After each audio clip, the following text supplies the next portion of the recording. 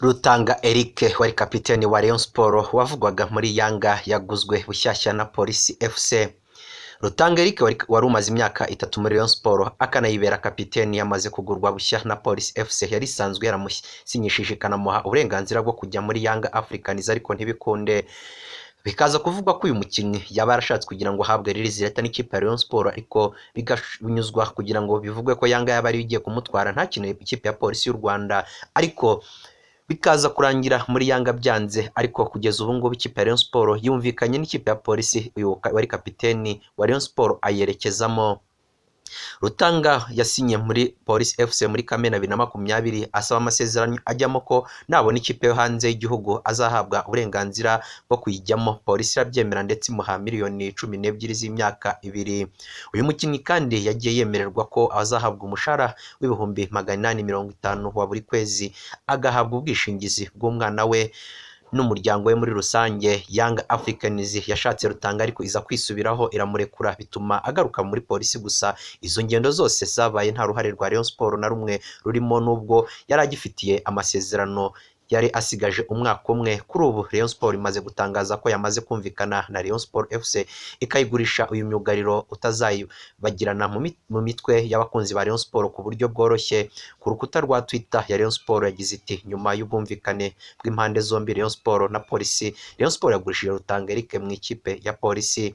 Banongeyeho ko bashimira Rutanga ku kazi yabakoreye mu gihe cy'imyaka 3 yari amaze muri iyi kipe yambara ubururu n'umweru. Bati Rutanga Eric warakoze kubw'imyaka 3 twakoranye. Rutanga Eric wazamukiye mu ishuri ry'umupira w'amaguru ya APR Football Club ayivamo ajya muri Rayon Sport 2017. Ni umwe mu bakinnyi bafashije ikipe ya Rayon Sport kugera muri kimwe cya kane cy'irushanwa nyafurika rihuza amakipe yabaye ya mbere iwayo. Uyu Rutanga kandi yanafashije ikipe ya Rayon Sport kwegukana igikombe cya shampiyona cya 2018-2019. Abakunzi ba Rayon Sport ntago bazibagirwa igitego yatsinze Gor Mahia muri Kenya, kimwe mu gitego abafana ba Rayon Sport bahora bibuka. Amakufura yagiye atsinda kandi iyo kipe yatsinze igitego kindi atsinda ikipe ya Kiyovu Sport. Ni byinshi ibitego yatsinda Kamotera, ariko kuri ubu ngubu akaba yaramaze gutandukana byemewe n'iyi kipe ya Rayon Sport, akaba yerekeje mu ikipe y'Igipolisi cy'u Rwanda. Kabuhariwe w'umunyarwanda bidasubirwaho Jacques Tuyisenge yasezeye muri Petro Atletico do Rwanda. Vice capitaine w'ikipe y'igihugu Amavubi Jacques Tuyisenge yasezeye mu ikipe ya Petro Atletico do Rwanda yo muri Angola nyuma y'umwaka umwe yari ayimazemo. Muri Nyakanga umwaka ushize nibwo Tuyisenge yari yasinyiye Petro Atletico amasezerano y'imyaka 2 nyuma yo gutandukana na Gor Mahia yo muri Kenya. Yari yaguzwe asaga miliyoni 300 z'amafaranga y'u Rwanda. Tuyisenge yemeje ko yatandukanye n'iriya kipe yo muri Angola binyuje kuri Twitter ye ati ndumva nshimishijwe cyane no kuba naragize amahirwe yo kuba mu muryango wa Petro do Rwanda. Byamaye ubunararibonye bukomeye kubana na bamwe namwe mwese mwarakoze kumpa amahirwe yo kugaragariza icyo nshoboye hano. Ndabifuriza ibyiza muri uru rugendo rugikomeje. Gutandukana kwa Jacques na Petro Atletico bifitanye isano no kuba ataratanze umusaruro yari yitezweho, ahanini bitewe no kubura umwanya uhoraho wo gukina. Ibyo binajyana n'ingaruka z'icyorezo cya COVID-19 cyasize muri shampiyona ya Angola yasojwe nta kipe yegukanye igikombe. Nyamara Petro Atletico ariyo yari iyoboye amakipe arimo kwitwara neza. Jacques Tuyisenge ashobora kugaruka hano mu Rwanda nyuma y'imyaka 4 ahavuye. Hakaba hari amakuru amwerekeza mu ikipe APR Football Club na Police FC yahoze abereye kapiteni. Biranashoboka ko uyu musore ashobora gusubira muri shampiyona ya Kenya yagiriyemo ibihe byiza cyane mu ikipe ya Gor Mahia yubakiyemo izina rikomeye cyane, aho bahora bamuririmba kugeza ubu ngubu akaba ari we mukinnyi wabatsindiye ibitego byinshi.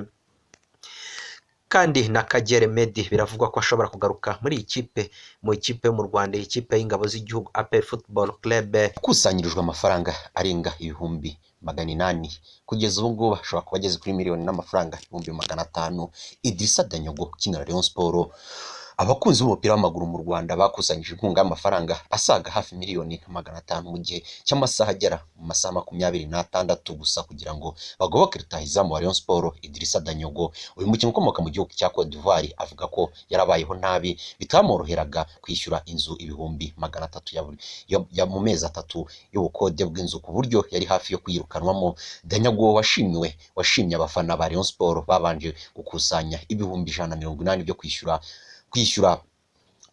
inzu kugira ngo atayirukanwamo.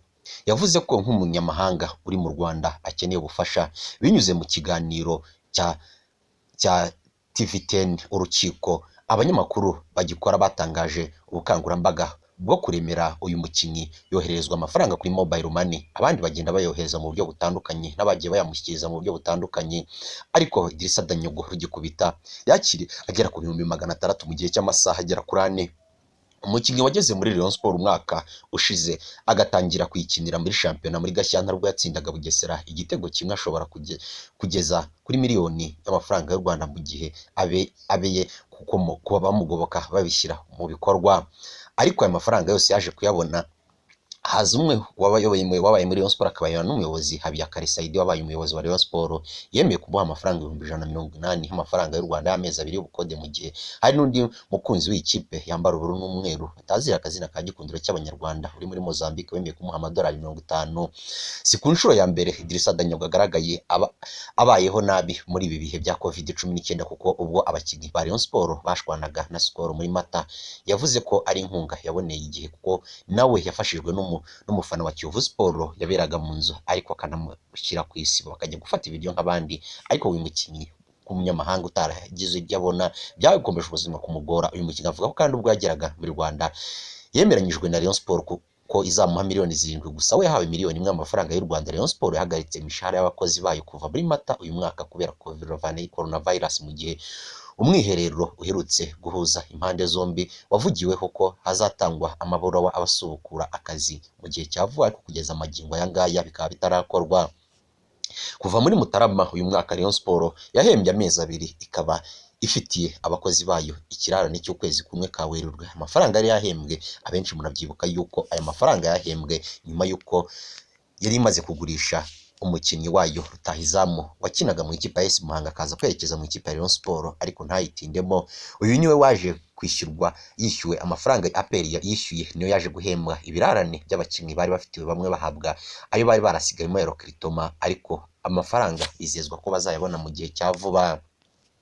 Nyuma y'uko umuyobozi wa Rayon Sport n'abafana ba Rayon Sport bakoze umuganda wo kubaka amashuri banatanga mituweli ku bantu 100, kuwa gatandatu abafana ba Rayon Sport bibumbiye mu itsinda rya Gikundiro Forever bakoze umuganda wo kubaka ibyumba by'amashuri kuri Sainte Famille mu mujyi wa Kigali, banatanga ubwisungane bwo kwivuza ku bantu 100 mu karere ka Nyarugenge. Iki gikorwa cyabereye mu kigo cy'amashuri cya Groupe Scolaire Sainte Famille giherereye mu murenge wa Muhima ho mu karere ka Nyarugenge, cyitabiriwe n'ubuyobozi bw'akarere ndetse n'ikipe ya Rayon Sport. Abagize Gikundiro Forever bakoze uyu muganda wo kubaka ibyumba by'amashuri mu rwego rwo gushyigikira gahunda ya leta igamije kugabanya ubucucike bw'amashuri mu mashuri ndetse no kugabanya uburemere bw'ingendo abana bakora bajya kwiga. Muri iki gikorwa cyabaye hubahirijwe ingamba zo kwirinda ikwirakwizwa ry'icyorezo cya coronavirus.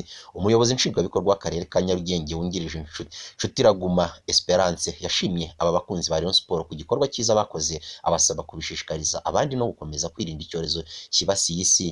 Ati izi ngamba yo kubaka ibyumba bishya twabyisemo ngo tujyanemo muri aba bafatanyabikorwa bakomeye b'akarere ka Nyarugenge, ari nayo mpamvu tuzajya dukomeza kubakenera kugeza dusoje iki gikorwa. Munyakazi Sadat uyobora ikipe ya Rayon Sport nawe yashimiye iki gikorwa cy'ubutwari cyakozwe n'abagize Gikundiro Forever ndetse n'ubuyobozi bw'akarere ka Nyarugenge bwari bifatanyije n'aba bafana. Nyuma y'uko ikipe ya Kiyovu Sport ejo habereye inteko rusange, nibwo hamenyekanye ko bamwe batabashije kumvikana nyuma y'uko basabye ko iyi nteko yakora igatora ubuyobozi bwemewe n'amategeko bwa Kiyovu Sport, ariko kugeza ubu haribazwa impamvu inteko rusange y'abanyamuryango ba Kiyovu Sport nta matora yabayemo, cyane ko abenshi batabyishimiye bavuga ko igihe cyari kigeze ngo ibyo bikorwe, ariko abenshi batashye babonye ko abo nta nama ibayemo. Abayobozi ba Kiyovu Sport bavuze akayabo k'amafaranga bamaze gukoresha mu kugura abakinnyi ingingo y'imari. Kuri iki cyumweru tariki ya 23 Kanama 2020 kuri stade ya Kigali Nyamirambo habereye inama y'inteko rusange y'abanyamuryango ba Kiyovu Sport. Iyo yari yitabiriwe n'abarenga 100. Havuzwe amafaranga amaze gukoreshwa kugura abakinnyi ndetse n'ingingo y'imari itaha. Inteko rusange Kiyovu Sport yari ifite intego zitandukanye, aho ku murongo w'ibyiga harimo no kuba kwereka abanyamuryango ibyagezeho mu mwaka ushize w'imikino, ibiteganyijwe kugerwaho mu mwaka utaha ndetse no kwakira abanyamuryango bashya. Abanyamuryango bashya bagaragayemo harimo Minani Hemedi, hazamo na Bibi, nabo bari banamvuye kure wagaragayemo. Uwo nguwo uvuye kure kandi akaba ari nawe abenshi mu byagiye bigaragara bashakaga ko haba amatora kugira ngo nawe abe yahabwa ikipe ayiyobore, ariko mu bigaragara abaye bandi bakomeye mu ikipe ya Kiyovu Sport ntabwo abayobora bavuga rikijyana ntabwo bigeze bishimira ko Mvuyekure Juvenal yayoboreye ikipe ya Kiyovu Sport.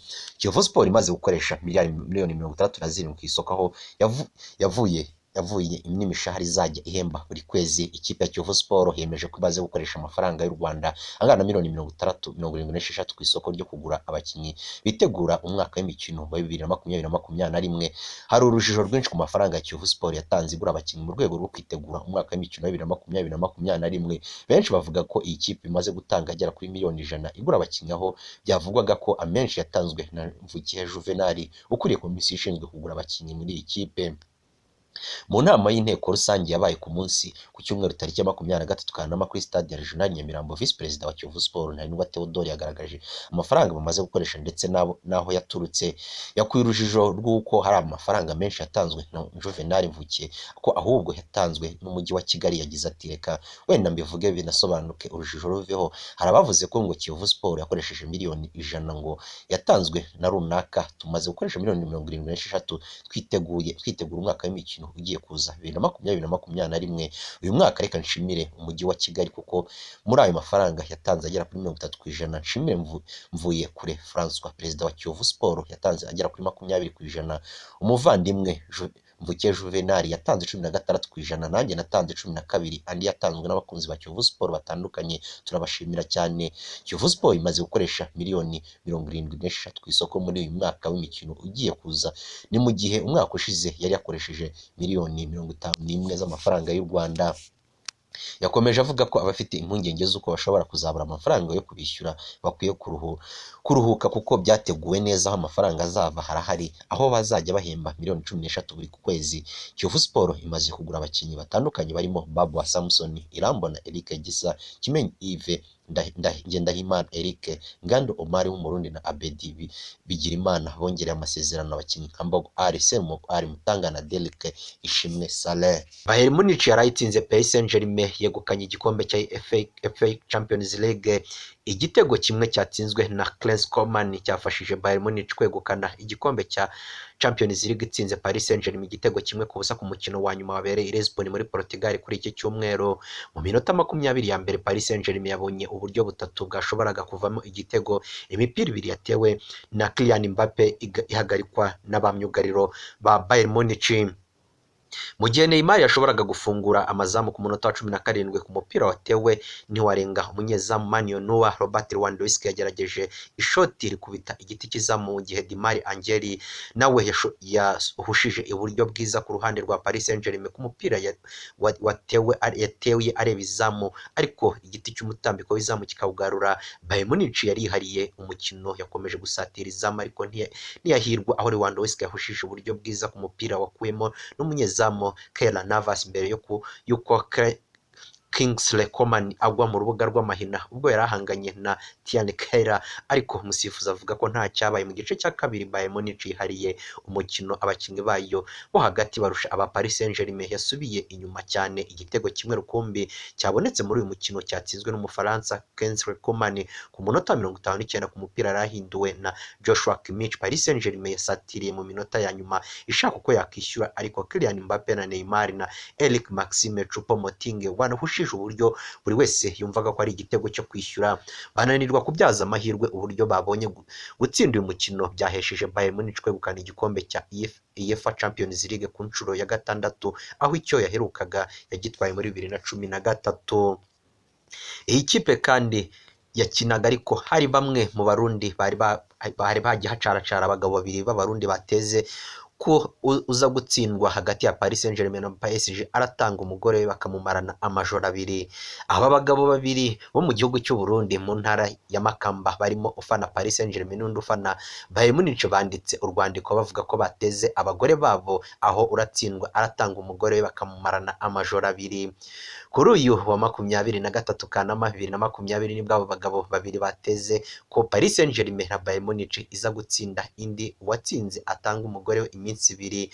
Umugabo witwa Minani Andre ufana ikipe ya Bayern Munich mu Budage yateze na Ntacogora Philippe ufana Paris Saint-Germain yo mu Bufaransa ngo utsindwa ku mukino wa nyuma wa FA Champions League warabaye muri iri joro rya saa tatu z'i Kigali, araho mugenzi we umugore akamumarana amajoro abiri. Iyi baruwa yanditswe n'aba bagabo bari kumwe n'abagore babo banagaragaye kuri uru rwandiko. Iyi baruwa iragira iti: njyewe Minani Andre nemeye Bayern Munich ko nitsinda Paris Saint-Germain bitagenze uko ndiyemereye ko ntaco nzaba Philippe aca atwara umugore wanjye amumarana amajoro abiri. Bayern Munich niramuka itsinzwe ntaco nzoba Philippe nawe aca ampa umugore wiwe nanjye ndamumarane iminsi ibiri. Muri uru rwandiko hagaragaramo abagabo bane kubihamya barimo Bukuru Donatien, Bamporiki Emile, Nshayiyubwenge Marc na Diouf Louis banasinye kuri uru rwandiko. Ariko ibi bintu byaje kuba nuko byaje guhinduka ibyo bitabaye nyuma y'uko ubuyobozi bubonye ko ibingibi bidakwiye mu mupira w'amaguru, ko hajyaho intego zimeze zitya. Abenshi bati ibingibi ni nka bya bindi byo gutega utabanje kureba ko nta ngaruka biza gutera mu muryango. Ariko ibi tukaba twakifuza ko bitazagera mu Rwanda, kuko ni ibintu bitaba bikwiye kandi bitagaragara neza. Twanashishikariza abakunzi b'imikino ba football muri rusange ko izi ntego zimeze zitya ntaho zihuriye umupira ari uw'ibyishimo gusa. Ubuyobozi bwa FC Barcelone bwafashe umwanzuro ukomeye ku kibazo cya Lionel Messi. Ahazaza ha Lionel Messi mu ikipe ya FC Barcelone hakomeje gutera benshi urujijo, ariyo mpamvu ibinyamakuru bikomeye byatangaje ko bamwe mu bayobozi b'ikipe bemeye kumurekura mu rwego rwo gukusanya amafaranga yo gushora ku isoko. Uyu kizigenza wa FC Barcelone yabwiye umutoza wayo mushya Ronald Koeman ko yamaze gufata umwanzuro wo kuyivamo, ndetse ko amahirwe yo kuyigumamo ari make cyane ugereranyije n'ayo kuyigumamo. Ikinyamakuru SPN kivuga ko uyu mukinnyi w'imyaka 33 yamaze gucamo ibice abagize inteko nyobozi ya FC Barcelone, kuko bamwe bifuza kumurekura abandi bakababwira ko ibyo bavuga batabizi. Bamwe mu bagize ubuyobozi bamaze kwemera kugurisha uyu kabuhariwe kugira ngo batangire gutegura ejo hazaza batamufite. Amakipe arimo nka Manchester City, Internazionale yo mu Butaliyane ari gukubita imitwe ashaka ko uyu mukinnyi wa mbere ku isi, aho bivugwa ko nta kabuza imwe muri zo izamwegukana. Umwanzuro wa Messi wo kuva muri Barca waje nyuma y'aho ikipe inyagiwe ibitego 8-2 na Bayern Munich muri kimwe cya kane cya FA Champions League. Messi ngo yabwiye ubuyobozi bw'ikipe ko nta kipe ikomeye bafite, araruha kugeza ubwo inyagiwe ku mugaragaro. Amakuru avuga ko bamwe mu bayobozi ba FC Barcelone basabye ko Messi bamurekura akagenda, hanyuma bagashora amafaranga kuri Paul Dybala unifuzwa na Manchester City na Manchester United. Impamvu eshatu ngo ziri gutuma Messi atifuza kuganira n'ikipe ye, harimo ko atumvikana na perezida wayo Jose Bartomeu wanze kuva ku butegetsi kugeza muri Werurwe umwaka utaha. Messi yababajwe n'uko ngo FC Barcelone nta gahunda ifite yo gushora amafaranga menshi ku isoko kubera ingaruka za COVID-19. Amatora biravugwa ko kandi yamaze guhagarika gushaka Neymar Jr, Dos Santos na Lautaro Martinez. Messi kandi ngo ntiyashimishijwe n'umwanzuro wo kugurisha abakinnyi barimo Suarez na Alaba basanzwe ari inshuti ze, ndetse n'abandi batandukanye bamaze igihe muri iyi kipe. Andi makuru ngo nuko Barcelone yahaye akazi Ronald Koeman udafite izina, aho ngo CV ye ariyo gutoza Everton na Southampton na Feyenoord. Messi ari gushakishwa n'amakipe akomeye ndetse yifuza gutwara UEFA Champions League, gusa hari ikibazo cy'uko ikipe imwifuza igomba gutanga miliyoni 635 z'amapawundi, nubwo ngo hashobora kuba ubwumvikane akagabanywa hagati y'amakipe atandukanye yaba mukeneye.